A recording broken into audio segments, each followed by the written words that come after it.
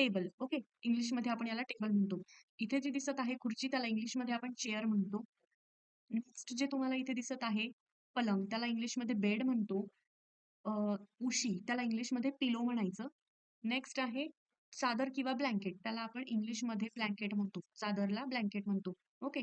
त्याच्यानंतर पंखा त्याला इंग्लिशमध्ये फॅन म्हणायचं. नेक्स्ट आहे मिरर आरसा. आरसाला इंग्लिशमध्ये काय म्हणायचं तर मिरर. ओके.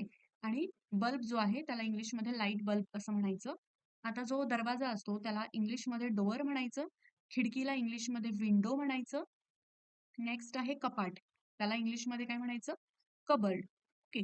कबर्डच्या नंतर नेक्स्ट आहे चमचा आणि ताट. तर चमचाला इंग्लिशमध्ये म्हणायचं स्पून आणि ताटला इंग्लिशमध्ये म्हणायचं प्लेट. ओके. नेक्स्ट आहे वाटी किंवा ग्लास. सो वाटीला इंग्लिशमध्ये आपण म्हणायचं बाउल. ओके. आणि इंग्लिशमध्ये ग्लास असं म्हणतो. त्याला मराठीमध्ये पेला सुद्धा म्हणतो प्याला. ओके. सो नेक्स्ट आहे सुरी. त्याला इंग्लिशमध्ये नाईफ म्हणायचं आणि जे काटे चमचे असतात त्याला इंग्लिशमध्ये तुम्ही फॉर्क असं म्हणू शकता. फोर्क. ओके.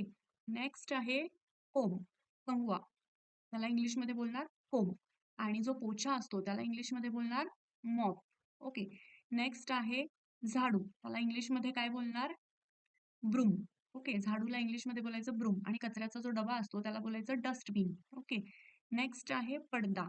त्याला इंग्लिशमध्ये म्हणायचं कर्टेन आणि गादी त्याला म्हणायचं मॅट्रेस. नेक्स्ट आहे वॉल क्लॉक. भिंतीवरील घड्याळ त्याला बोलायचं वॉल क्लॉक.